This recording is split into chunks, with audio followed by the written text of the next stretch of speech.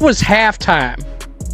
I want you to look at the ratio of likes to comments on the Indiana Fever page. They are getting ratioed to hell. I can only imagine. Oh, wow. It's already started. We'll look at that in the morning.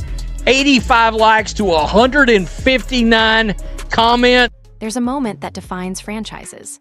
A single sequence that reveals everything you need to know about an organization's dysfunction, priorities, and future. For the Indiana Fever, that moment came down to 3 minutes. 3 minutes into the first quarter, Caitlin Clark was doing exactly what she was drafted to do: attack the defense, set the tone, come out with intensity that makes opposing teams uncomfortable. And then Stephanie White pulled her, just like that, gone from the floor. That specific sequence, right there, isn't just a questionable rotational choice you can brush off in some post-game presser. It's a blatant, massive power struggle playing out in real time on national television for millions of people to watch. It's a coaching staff actively working against their own offensive engine. It's an organization systematically tearing itself apart from the inside out. And what happened next would expose just how deep the rot really goes. Let's be crystal clear about what we witnessed. Caitlin Clark came out with her hair on fire. She was aggressive, she was setting the tone, she was doing the exact thing you bring a generational talent into the league to do. And 3 minutes, not 10, not 5, 3 minutes into the game, Stephanie White benched her. Now, you don't pull your franchise player, the literal face of your organization, the moment she comes out looking to dominate, unless you're sending a very specific message. And that message wasn't about rest. That message wasn't about some minor defensive lapse that happens a dozen times every single game. That message was a power trip. It was punitive. It was deliberate. What makes this moment so egregious is the timing. Before going further, if you're enjoying this video, don't forget to smash that subscribe button. It really helps us keep bringing you the content you love. Share this video with your friends so they don't miss out on all the drama and excitement. In professional basketball, especially at the WNBA level, 3 minutes is nothing. It's a blink. You don't even have meaningful data to evaluate in that window. You don't have enough time for a player to fall into rhythm or establish any kind of pattern you need to course correct. What you do have is a statement. A neon sign. And that sign was broadcasting one thing to the expansion team sitting across the court. The Indiana Fever are fractured, they're disjointed, and they're ready to be dismantled without a fight. The opposing bench had to be absolutely salivating watching that unfold in real time. They knew exactly what they were witnessing. But here's where it gets darker. This wasn't some isolated incident of questionable coaching judgment. This was the culmination of an ongoing power struggle that's been brewing all season long.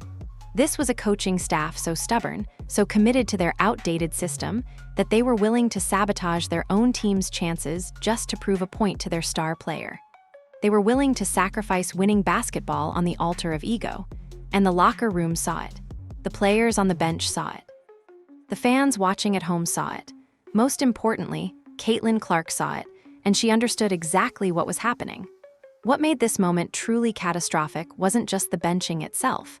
It was what it represented about the entire organizational culture. It signaled that the coaching staff valued control and compliance more than winning.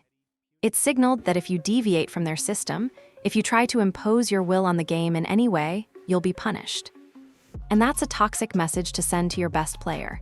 That's a message that tells her, your talent doesn't matter here. Your instincts don't matter here. What matters is that you do exactly what we tell you to do, exactly when we tell you to do it, regardless of the situation. The really concerning part is what this tells us about the broader vision for the team. If you're benching your franchise player because you can't control how she plays, you're not building a championship contender. You're building a dictatorship. And dictatorships don't win in modern basketball. Modern basketball rewards creativity, instinct, pace, and space. Modern basketball needs players who can read the game and make decisions in real time. Modern basketball needs exactly what Caitlin Clark brings to the table. But Stephanie White's system doesn't want that. It wants compliance. It wants a system player. It wants a perfect robotic execution of a playbook that was probably written in the 1990s. And the moment her best player refused to fit that mold, she responded with punishment. This benching wasn't about tactics. It was about control. And that's the kind of decision that fractures locker rooms, that alienates star players, That sends the message to everyone watching that this organization has its priorities completely backwards. You don't bench generational talent to make a point. You don't sacrifice winning to stroke your own ego.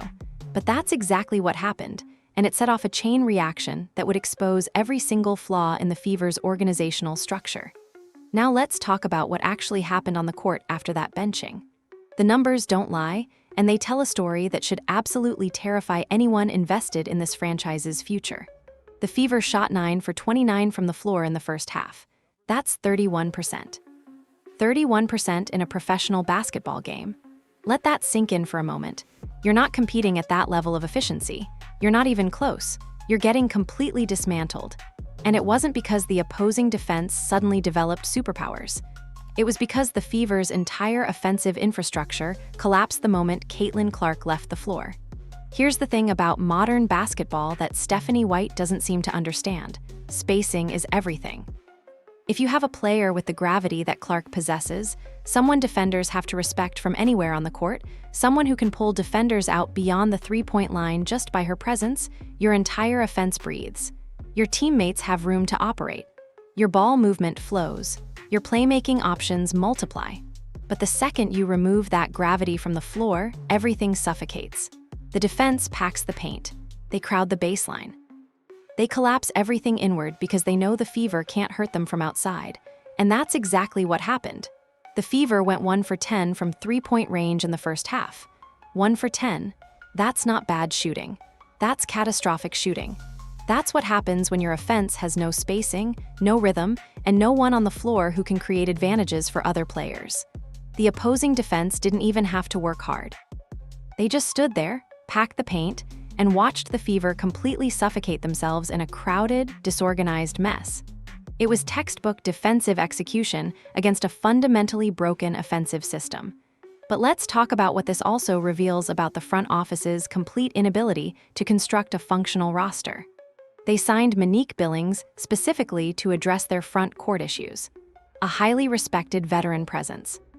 Someone with elite rebounding ability, someone who could provide depth and toughness in the paint.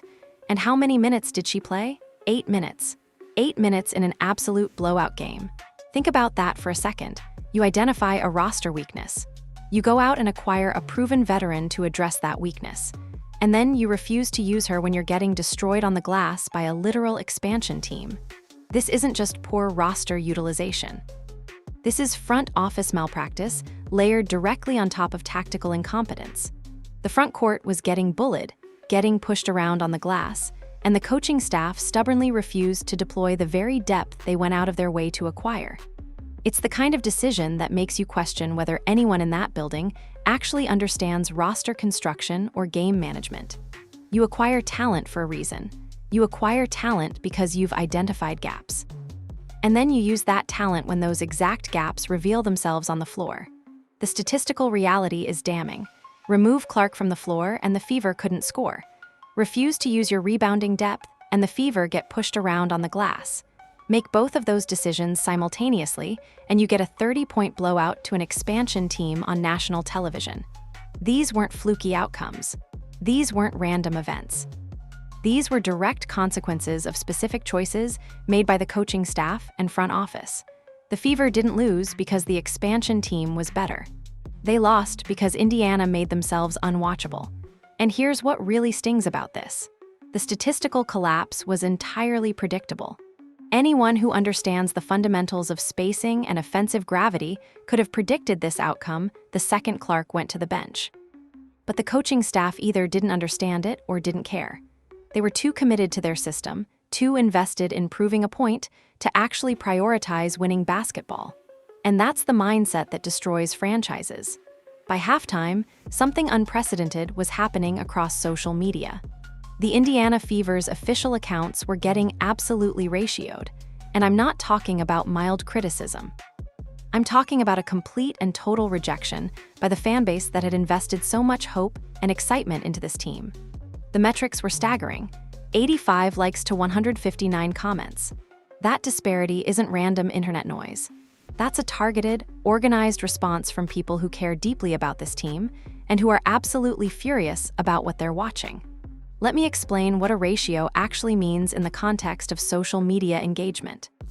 When a post gets significantly more comments than likes, it typically means one thing: the audience is disagreeing with you, calling you out, and making their dissent heard. It's a form of digital protest. It's the fan base saying, "We don't accept this. We don't support this decision. We reject this product." And the fact that this was happening by halftime, not after the full game, not the next morning when people had time to cool off, shows you how visceral the reaction was. Fans were so upset they were immediately jumping into the comments to voice their displeasure in real time. But here's what's really significant about this moment. These weren't casual trolls looking to stir the pot. These weren't random people with no investment in the team. This was the core demographic of the WNBA's dedicated viewership, actively and vocally rejecting what they were watching. And the message was crystal clear. The fans sitting on their couches understood the tactical disaster unfolding before their eyes vastly better than the highly paid coaching staff who are actually supposed to be executing a winning game plan. Think about that for a second. Professional coaches, people who have dedicated their entire lives to basketball, people who are paid 6- and 7-figure salaries to make these kinds of decisions, and they're being publicly schooled by casual fans who watch the games on television. That's not a good look. That's not a sign of a well-run organization. That's a sign that the people in charge have completely lost the plot. The fans could see that removing Clark was destroying the offense. The fans could see that the spacing was gone.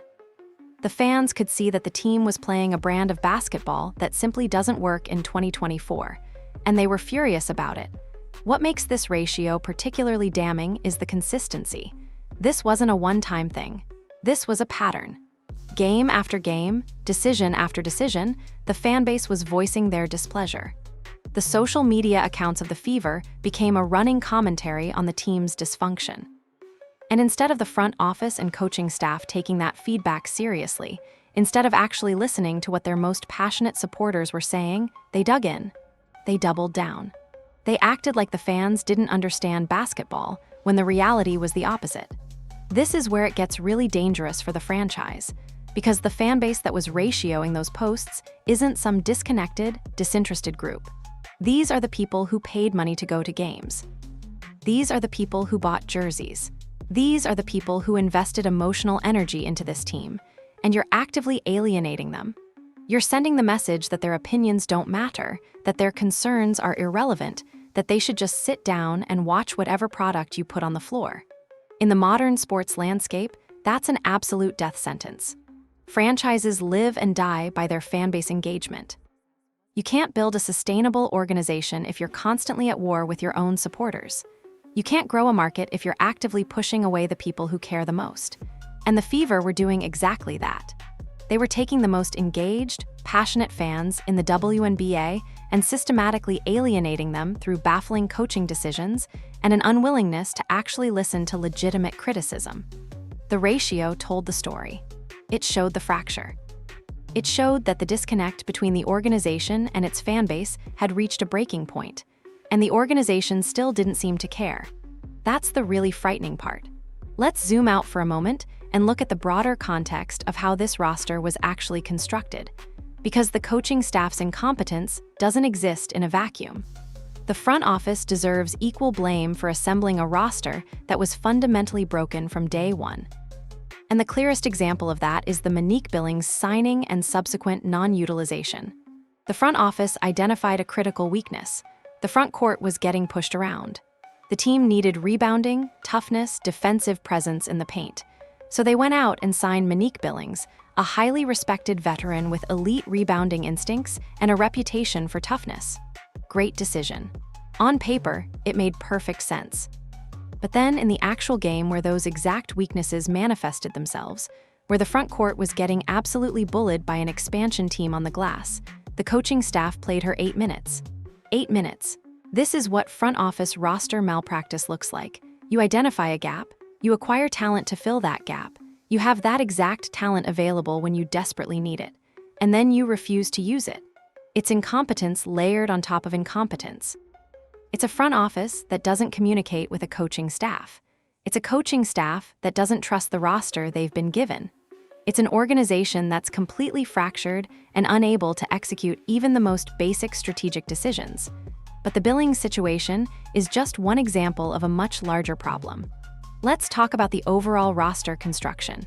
The Fever assembled what's supposed to be a star-studded team built around Caitlin Clark. But when you actually look at the roster, it's a weird, clunky puzzle that doesn't fit together. You have Clark, who is a perimeter-oriented, space and pace player who thrives in transition and in creating off the dribble. And then the rest of the roster seems built for a completely different style of basketball. It's built for post-up heavy offense, for isolation basketball, for a slower pace. It's a roster that feels like it was constructed in the 1990s, and then someone just added Clark to the mix hoping it would work. That fundamental mismatch is the core issue. You can't build a winning team when your best player's skill set doesn't actually align with how you've constructed the rest of the roster. It's like ordering a sports car and then loading it down with all the features of an SUV and wondering why it doesn't handle the way you want it to. The front office either didn't understand Clark's playing style when they were building around her, or they did understand it and deliberately chose to construct a roster that would force her into a system that doesn't suit her abilities. And look, constructing a roster is hard. Building around a generational talent is complicated. You need to find complementary pieces that work together. You need salary cap flexibility. You need depth. You need to make trades and acquisitions that make sense both in the moment and in the context of your long-term vision. The Fever front office has failed on basically all of those fronts. The roster doesn't have complementary pieces that work together. The depth is inconsistent. The acquisitions like Billings are made, but then not actually integrated into the system. This is where you start to see how deep the organizational dysfunction really goes. It's not just the coaching staff making bad decisions. It's not just one coach being stubborn. It's a systemic failure across multiple levels of the organization. The front office doesn't understand roster construction. The coaching staff doesn't understand modern basketball. And in the middle of all of this sits Caitlin Clark, a generational talent stuck in an organization that doesn't actually know how to utilize her. When you get a player like Clark, a once-in-a-generation talent who changes how the game is played just by her presence on the floor, you have a responsibility to build around her strengths, not her weaknesses. You have a responsibility to construct a roster and an offensive system that maximizes what she brings to the table. The Fever have done the opposite. They've built a system that minimizes her impact, that forces her to play a style of basketball that doesn't suit her skill set, and then they've punished her when she tries to deviate from that system. That's front office and coaching staff malpractice, and it's a recipe for franchise disaster. After the game, Caitlin Clark said something in her post-game comments that should absolutely alarm anyone paying attention to this organization. She talked about needing to get the ball into the post. She talked about taking care of the basketball. She talked about playing more team basketball. On the surface, that sounds like a player buying into a system, accepting her role, and committing to winning as part of a team. But if you actually understand what's happening behind those words, it's absolutely heartbreaking. This is a player who came into the league as a generational offensive talent. She was known for her court vision, her ability to create off the dribble, her willingness to attack downhill and impose her will on the game. That's what made her special. That's what made the Fever so excited to draft her. That's what made fans across the country tune in to watch her play. And now, in her post-game interview, she's mechanically reciting archaic talking points about dumping the ball into the post. She's talking about slowing the game down. She's talking about a style of basketball that is fundamentally at odds with everything that makes her great. What's really concerning is what that shift represents. This isn't a mature, accomplished player who's decided to buy into a system for the greater good of her team. This isn't LeBron James or Kevin Durant deciding to embrace a specific role because they understand the big picture. This is a brilliant young player who has been systematically broken down and stripped of her creative freedom by a stubborn coaching staff that fundamentally misunderstands how modern basketball needs to be played to win. Think about what Stephanie White has done here. She's taken one of the most creative, dynamic, instinctively brilliant players in the sport, and she's tried to compress her into a box. She's tried to make her a robot. She's tried to force her to execute a system instead of unleashing her to play basketball, And judging by Clark's post-game comments, it's working. Clark is starting to believe it. Clark is starting to doubt her own instincts. Clark is starting to think that maybe the problem is her, not the system. That's psychological capitulation. That's a player who's being broken down by the weight of constantly fighting her coach, constantly being benched, constantly being told that she's doing things wrong when she's actually doing things exactly right. When you repeatedly tell a player that her instincts are wrong, that her style of play is wrong, that she needs to change who she is to fit your system, eventually she starts to believe it. And that's what's happening to Clark. This is where it gets really dark, because this isn't just a locker room problem anymore. This is about the psychological well-being of a generational talent. This is about a young player being made to doubt herself. This is about a coach actively undermining the confidence of her best player. And that's not basketball coaching. That's abuse. That's a toxic relationship. That's a system designed to break someone's will and get them to comply through psychological pressure. The really scary part is that if this continues, if Stephanie White remains the coach and continues to operate this way, Clark might actually internalize these messages. She might actually start to believe that her natural instincts are wrong. She might actually reshape her game to fit this archaic system. And when that happens, you've lost the generational talent. You've turned her into just another player. You've taken someone special and made her ordinary. You've taken someone who could change the WNBA and made her into a cog in a broken machine. That post-game interview was a warning signal. It was a moment where you could see the damage being done in real time. You could see a player questioning herself. You could see a player trying to convince herself, and everyone listening, that she's the problem, not the system. And that's heartbreaking because it's completely false. The problem isn't Clark. The problem is that she's being coached by someone who doesn't understand her, doesn't trust her, and is actively working against her development as a player. Now, let's talk about who they were actually playing. This is crucial context that a lot of people are glossing over, but it's absolutely central to understanding how catastrophic this loss really was. The Fever were playing an expansion team, a brand new expansion team, a team that literally didn't exist 2 months ago. Here's how expansion teams work in professional basketball leagues. They don't get to handpick their rosters. They get the scraps. They get the unprotected players that other franchises didn't want. They get a collection of role players, character actors, backup options from established teams. By definition, expansion rosters are hastily assembled from cast-offs. They're teams that have zero chemistry because the players have never played together before. They're teams that are supposed to be easy wins for anyone with even a modicum of stability and organization. And yet, somehow, the Indiana Fever, a supposedly star-studded franchise built around a generational talent, managed to get absolutely demolished by this expansion team on national television.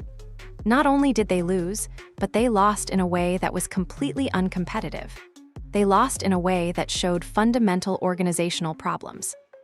They lost in a way that revealed that the expansion team, despite having just been assembled, had more basketball intelligence, better coaching, and more cohesion than the Fever. Think about what that means. The expansion team executed an absolute defensive masterclass. They had crisp rotations. They had beautiful, seamless switches. They had a relentless level of collective hustle that made the Fever look like a thoroughly disorganized weekend rec league squad. A team that's been together for a few weeks figured out how to defend better than a team that's been playing together for an entire season. That's not a talent issue. That's a coaching issue. That's an organizational issue. The expansion team came into that game knowing they were supposed to lose. Everyone in basketball understood that.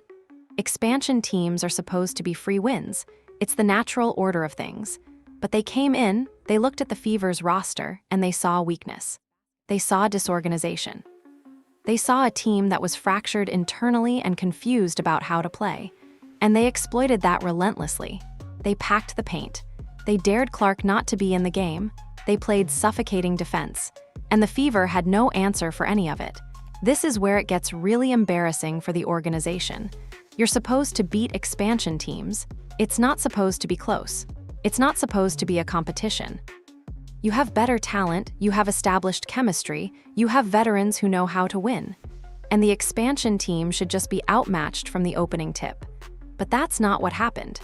The expansion team came in, executed a game plan better than the Fever, and completely dismantled them. and it was broadcast on national television for millions of people to see. That loss to that specific team in that specific moment tells you everything you need to know about the Fever's organizational dysfunction. You can't make up that kind of incompetence. You can't randomly stumble into getting destroyed by an expansion team. That takes a specific combination of poor coaching, poor organizational decision-making, and internal conflict. That takes a coaching staff that's actively working against its own team. That takes a locker room that's fractured and demoralized. That takes an organization that has completely lost its way. And the fact that it happened on national television makes it exponentially worse. Because now, everyone in the basketball world knows. Everyone sees it. Rival teams are studying that film. Future free agents are thinking twice about signing with Indianapolis.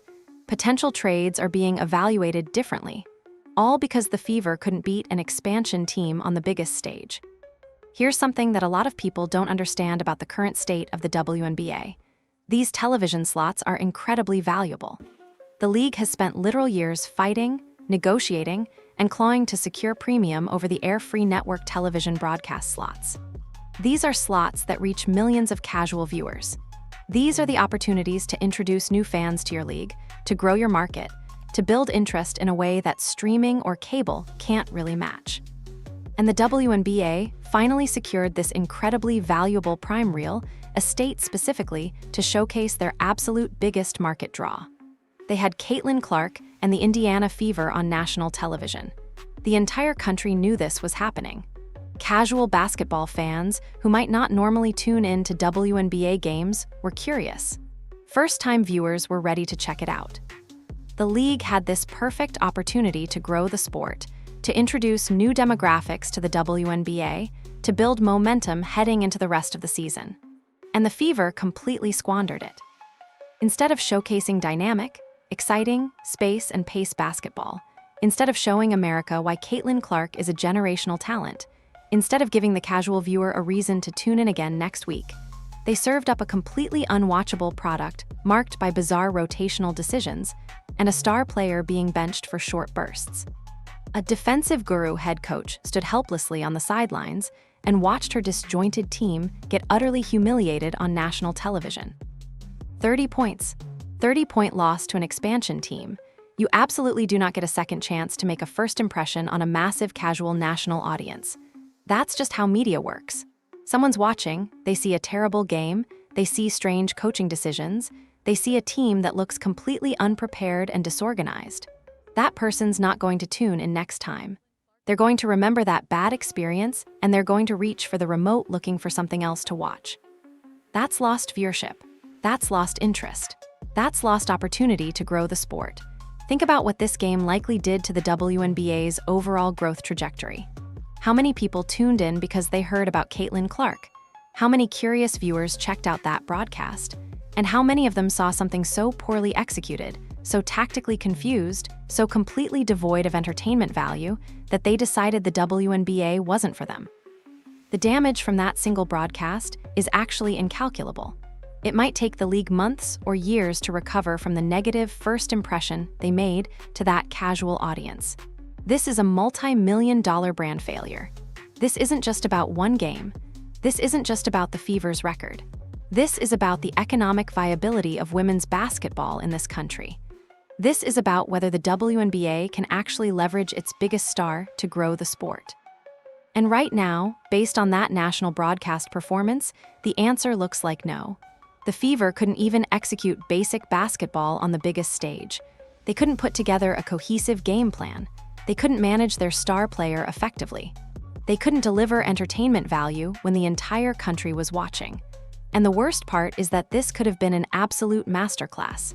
This could have been a statement performance. This could have been the moment that introduced millions of people to why Caitlin Clark is special. If Stephanie White had just let her play, if she had constructed an offense around Clark's strengths, if she had trusted her best player, the Fever could have put on a show. They could have won convincingly. They could have made believers out of every casual fan watching. Instead, they turned it into a cautionary tale about organizational dysfunction. The national broadcast was supposed to be an opportunity. Instead, it became a catastrophe, and the ripple effects of that are going to impact the Fever's organization for a long time to come. Let's talk about something that's been bothering me since I looked at the final box score. On the surface, the numbers look almost respectable. You see 18 points here, 17 points there, sitting right next to your starting front court's names. If you didn't actually watch the game, you might think, oh, okay, the Fever got a reasonable offensive effort from their starters. But context is everything in professional sports, and the context here is absolutely brutal. Those points, they came in garbage time. They came when the game was already mathematically and spiritually over. They came when there was literally nothing at stake and no defensive intensity to contend with. The coaching staff willfully left their primary rotational players out on the floor, grinding away deep into the late minutes of the third and fourth quarters of a blowout game that was decided an hour ago. That's textbook garbage time stat padding. It's exactly what it looks like. A desperate, transparent attempt to artificially manufacture a respectable-looking box score just to hide the incredibly ugly reality of what actually happened. That's not basketball integrity. That's not about getting your players minutes. That's not about rest management. That's about optics. It's about making sure the morning headlines aren't completely devastating. It's about trying to make a 30-point loss look slightly less humiliating than it actually is. And honestly, it's insulting to anyone who actually watched the game. We all saw what happened. We all know those points came against scrub defenders.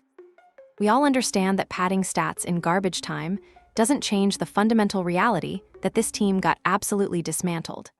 But here's where it gets even more troubling. The local media's handling of this entire situation has been cowardly. When any professional sports team suffers a historic, thoroughly embarrassing defeat marked by bizarre rotational decisions and visibly frustrated players, the post-game press conference should instantly become an absolute gauntlet of accountability. It should be intense, it should be uncomfortable, hard questions should be flying, job security should be questioned, tactical failures should be dissected.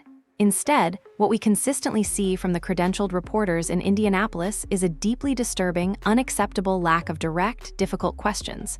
There's no follow-up on why the franchise player was benched. There's no pushback on the offensive system. There's no challenge to the coaching staff about their decision-making. It's polite. It's deferential. It's the opposite of what accountability journalism should look like. And you know what that does? It enables the dysfunction. It allows the coaching staff to sit there, offer some sanitized explanation about wanting to establish this or trying to develop that, and then move on without any real examination. When the credentialed reporters sitting right there in that press room actively refuse to do their jobs and hold the coaching staff fully accountable for obvious mistakes, they willingly become completely complicit in the long-term normalization of this mediocrity. If you're a local basketball reporter, your job isn't to be the cheerleader for the team. Your job isn't to protect the coaching staff. Your job is to ask hard questions and demand accountability. Your job is to represent the fans who are paying money to watch these games. Your job is to make sure that the people running this organization know that their decisions will be scrutinized and questioned. The local media has largely failed at that job. And as a result, the Fever organization has been able to operate without real accountability. They've been able to make bizarre decisions and then move on to the next game without facing serious questions about why those decisions were made. That's not how healthy organizations operate. That's not how you create a culture of accountability. And it's a huge part of why the dysfunction has been able to fester and grow. Now, I need to zoom out and talk about something that goes way beyond the city limits of Indianapolis. This situation with the Fever isn't just about one team's dysfunction. It has implications for the entire WNBA, and those implications are financial. They're serious. And they're going to impact every single player in this league. The current collective bargaining agreement, the massive upcoming multi-billion-dollar media rights negotiations, the league's entire economic future, all of it relies incredibly heavily on the sustained, passionate engagement of a specific, massive fan base. And the fan base that's currently being alienated by the Fever is exactly that fan base. The dedicated supporters who care deeply about women's basketball. The people who pay for tickets, buy jerseys, watch games, and help build the culture of the sport. When you actively alienate those supporters by stubbornly benching the primary draw they paid to see, when you deliberately choose to play a completely archaic, unwatchable brand of 1990s basketball, instead of embracing the modern pace and space game that people actually want to watch. You directly threaten the league-wide revenue-sharing model that financially benefits every single professional player in the association. Think about how this works economically. The WNBA's media rights are coming up for negotiation. Networks are going to look at viewership numbers. They're going to look at engagement metrics. They're going to look at whether people are actually interested in watching women's basketball or if it's a niche product. And right now, because the Fever have been systematically alienating their fan base through poor coaching decisions, those metrics are getting worse. Fewer people are watching. Fewer people are engaged. Fewer people care. When networks see those numbers declining, when they see fan engagement dropping, when they see a team actively pushing away its most loyal supporters, they're less likely to commit big money to women's basketball. That affects every team in the league. That affects every player's salary. That affects the ability of franchises to build sustainable, competitive organizations. Because it all comes down to money, and money comes down to viewership and engagement. The massive financial implications of completely destroying the Fever's unprecedented marketability and hype train extend far beyond Indianapolis. They extend to every single player in the WNBA. Because when the Fever destroy their brand, when they mismanage their superstar, when they put out an unwatchable product on the biggest stage, it hurts the entire league's image. It hurts the league's growth prospects. It hurts the league's ability to negotiate for better media deals. And that's not abstract. That's not theoretical. That's real money that affects whether current players can make a living, whether new players want to invest in women's basketball, whether the league can continue to grow and evolve. The Fever aren't just mismanaging their own team. They're actively harming the economic future of the entire women's basketball industry. And the rest of the league should be furious about that. Let's be brutally honest about what's happening here. The Fever have officially, undeniably backed themselves into a very dark corner. And simple, minor adjustments to the rotation are not going to fix this. You cannot adequately patch a rapidly sinking ship with a cheap band-aid and hope for the best. This problem is structural. It's systemic, and it requires structural solutions. The organization is right now facing a massive, definitive, entirely franchise-altering ultimatum that will unequivocally define the next entire decade of their organizational existence. And there are really only two paths forward. Path 1. The front office makes the difficult decision to completely and aggressively overhaul the entire coaching staff. They bring in a brilliant, modern visionary who actually understands exactly how to maximize and unleash a generational guard. Someone who believes in pace and space. Someone who trusts their best player. Someone who has a flexible, adaptable offensive system that can mold to the strengths of the players they have rather than forcing the players to mold to an inflexible system. That person comes in, they rebuild the offensive infrastructure, they give Clark the freedom to play her game, and they win. Or Path 2, the Fever stay the course. They keep Stephanie White. They refuse to adapt. They continue to force Clark into a system that doesn't suit her talents.